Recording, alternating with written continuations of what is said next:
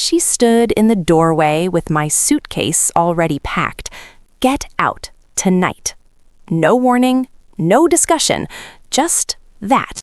And the craziest part, she thought she could. What she didn't know was that legally, she couldn't. But to understand how it got to that point, you have to go back. My name is Daniel Reeves.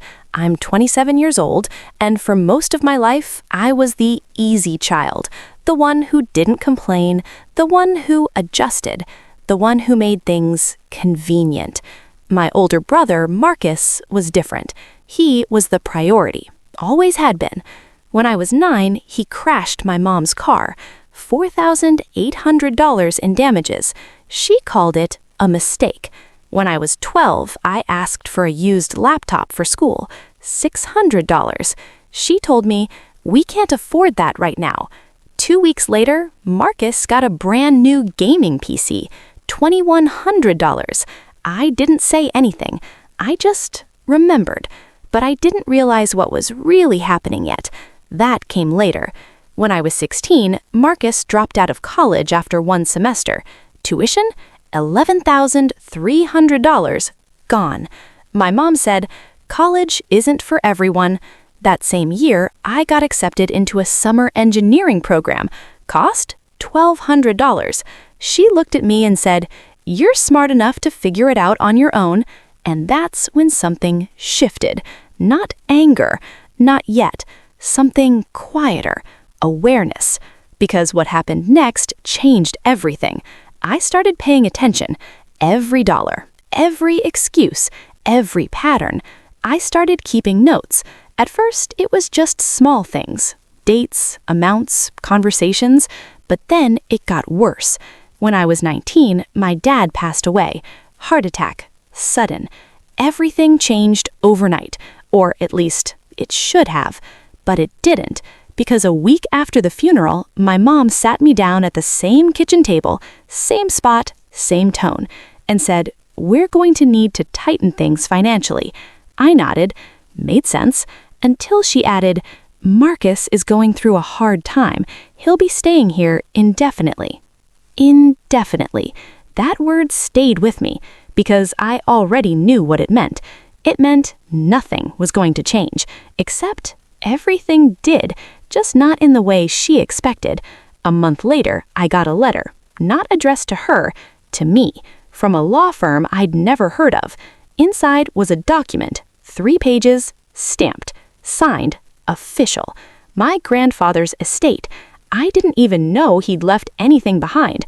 We weren't close. He lived in another state, barely spoke. But as I read through the document, my hands started shaking because buried in paragraph 6 was my name, sole beneficiary. Not Marcus, not my mom, me. And the asset listed? A property, fully paid off. Market value? $286,000. I read it 3 times, then a 4th.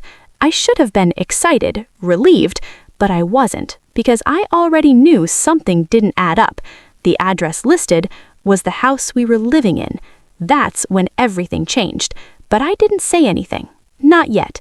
Instead, I called the number at the bottom of the document. A man answered, calm voice, "Law offices of Carter and Mills."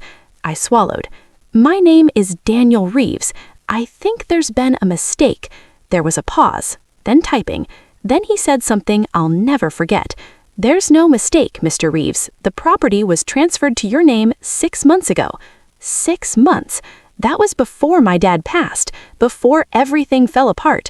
I asked the question that mattered most. Does anyone else have ownership rights? Another pause. Longer this time. Then, no, the title is solely in your name. Solely. That word echoed in my head, but I didn't realize how important it would become. Not yet, because what happened next was the night she told me to leave, and I let her talk, every word, every accusation, every lie, because she thought she had the power. She thought I was still the same kid, the one who would just say, okay.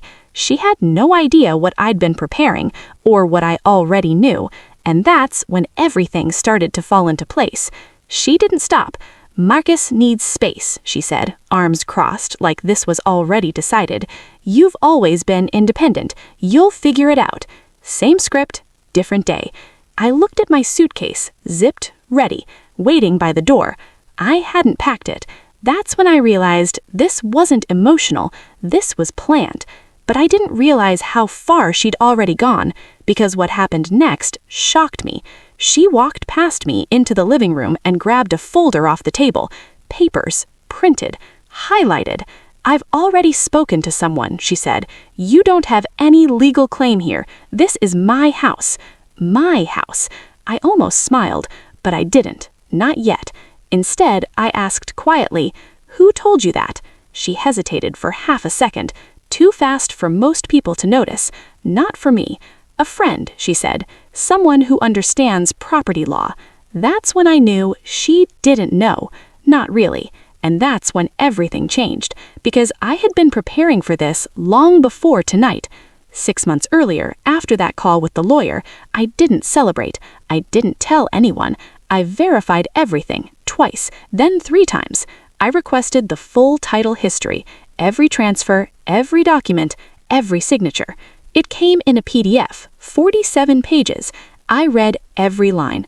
The property had been purchased by my grandfather in 1998, transferred into a trust in 2005, and then quietly reassigned to me. Date of transfer, March 12th, 6 months before my dad passed.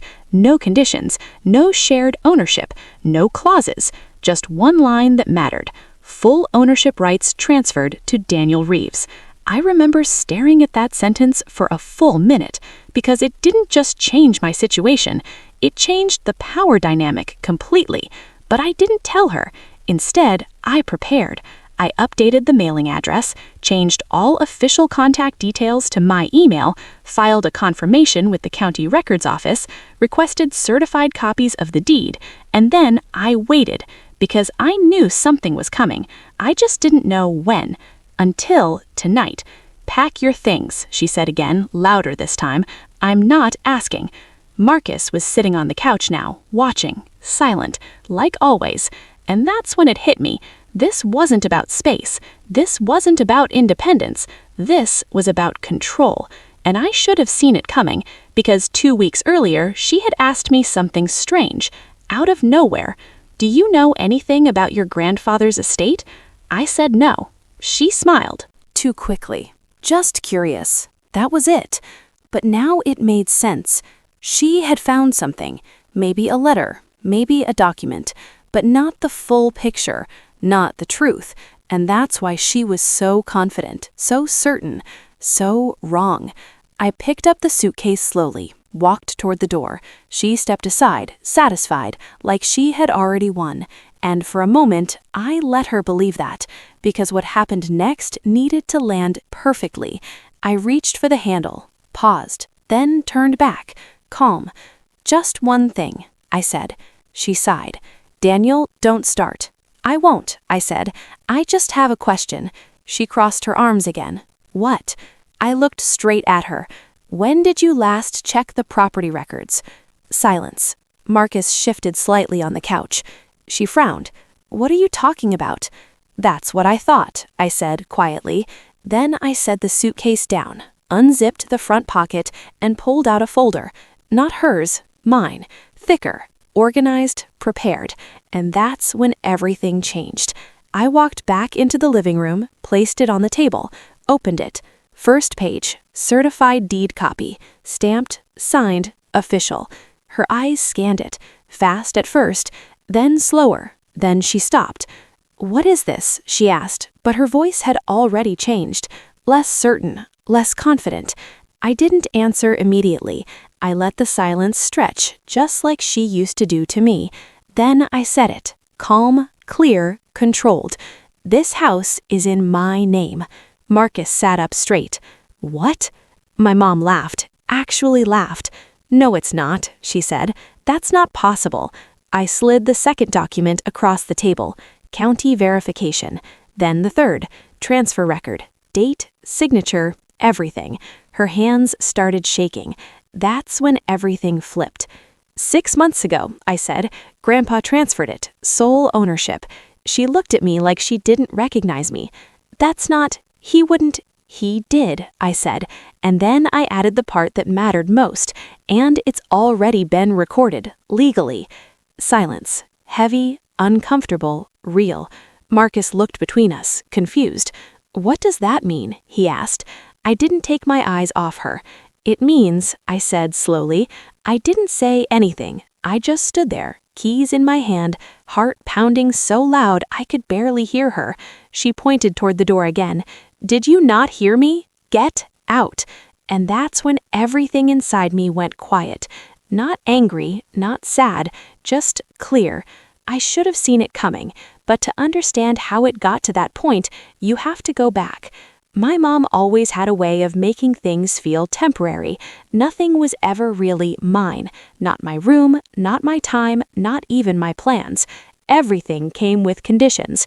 You live under my roof, you follow my rules. She said that a lot, more than a lot. At first, it sounded normal, like something all parents say. But as I got older, it started to feel different, heavier, because the rules kept changing, and somehow I was always the problem. When I was 15, I got my first job. Nothing crazy, just a small grocery store, $9.25 an hour. I remember coming home with my first paycheck, $312 after taxes. I was proud, like really proud.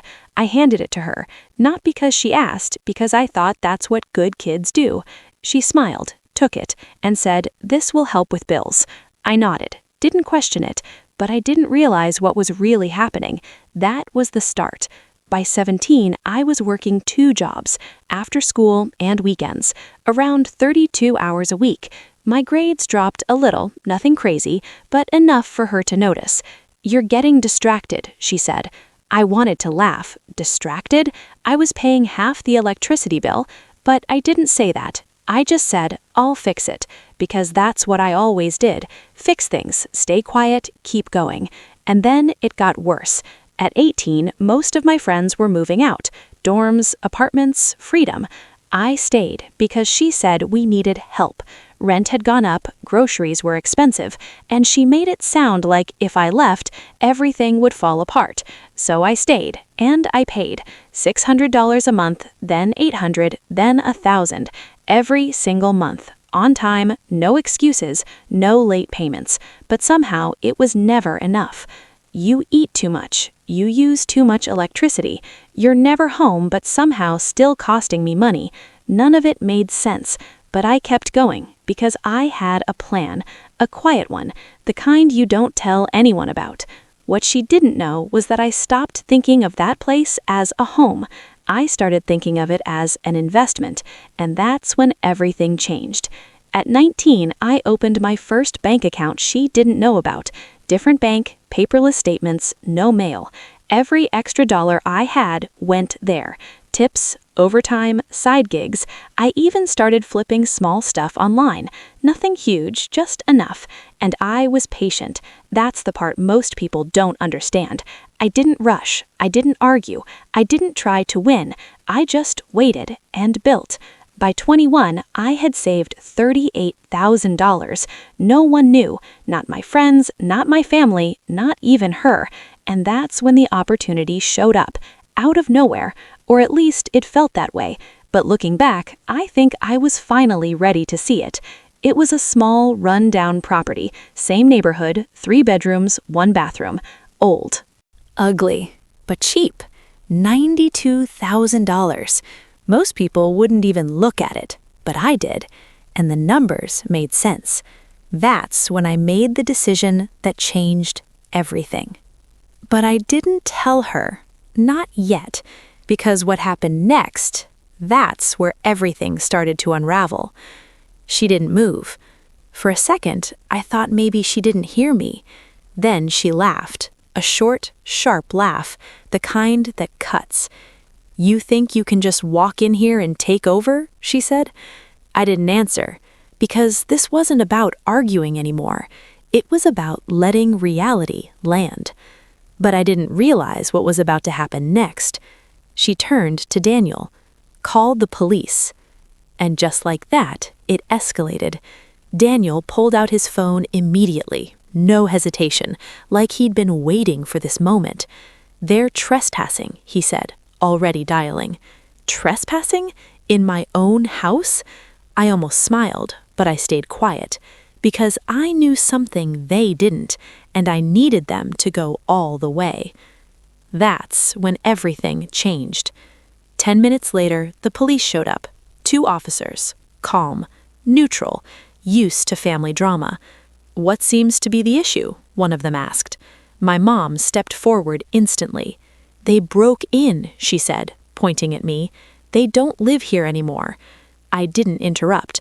I let her talk, because every word she said made what came next stronger.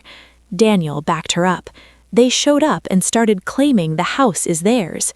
The officer turned to me. "Is that true?" I nodded slowly. "Partially." He raised an eyebrow. "Explain." And this was the moment.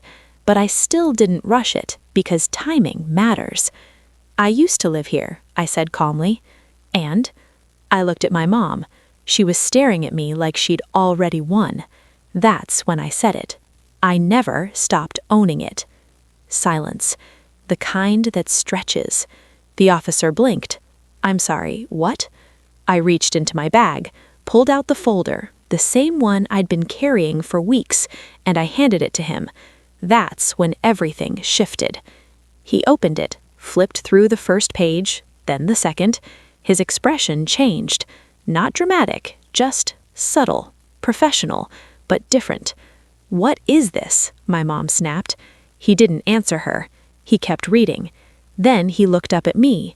"This deed is in your name?" "Yes." "Since when?" 3 years ago." Silence again. He turned to my mom. "Ma'am, do you have any documentation showing ownership?" She froze. Just for a second, but I saw it. That crack.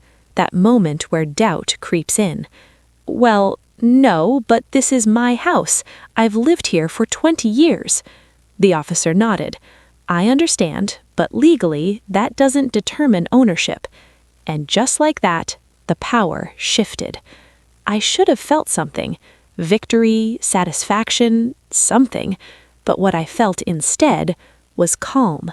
Cold, steady calm. Because this wasn't revenge.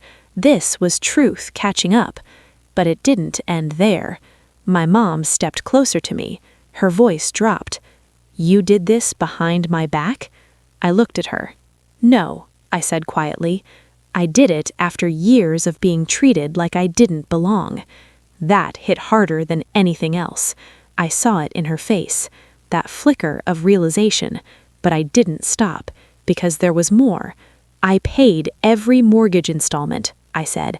"Every tax bill. Every repair." I pointed around the room. "This place? I kept it standing." Daniel stepped in. "That doesn't matter. She's your mother." I looked at him, and for the first time, I smiled. "It matters legally." The officer cleared his throat. "Ma'am, based on this documentation, he is the legal owner of the property." And then came the line that ended everything. "If he asks you to leave, you'll have to comply." Silence. Heavy. Crushing. I watched it happen in real time. The shift. The disbelief. The anger turning into something else. Something quieter. My mom looked around the house, like she was seeing it for the first time, or maybe realizing it was never really hers. I didn't expect what she said next. "So that's it?" she whispered. "You're just kicking me out?" That question, it hit differently, because now the roles were reversed, and for a second I remembered how it felt standing at that door, suitcase in hand, nowhere to go. I could have said yes. I could have done exactly what she did to me, but I didn't, because this wasn't about becoming her. It was about ending the cycle. "You can stay," I said. Her eyes snapped up. "But things change." That's when everything changed, again. "You don't get to control me anymore. No more decisions about my life. No more treating me like I owe you something just for existing." I paused. let it sink in. This is my house, and if you stay, it's as a guest, not the owner. Daniel scoffed.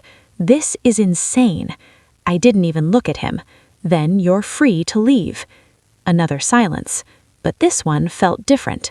Final. My mom didn't argue, didn't yell, didn't fight. She just nodded, slowly, like she finally understood. And maybe she did, because sometimes people don't change when you explain. They change when reality forces them to. That day, I didn't just take back a house. I took back control. Control of my life, my boundaries, my future. Because here's the truth no one tells you. Being the good kid, the one who sacrifices, the one who stays quiet, doesn't make you loved. It makes you convenient. And the moment you stop being convenient, everything changes. But that's not a loss. That's freedom. My mom thought she was kicking me out. What she didn't realize was that I had already built something she couldn't take away. Not just legally, but mentally, emotionally, permanently. I didn't break my family. I just stopped letting them break me. And I've never looked back.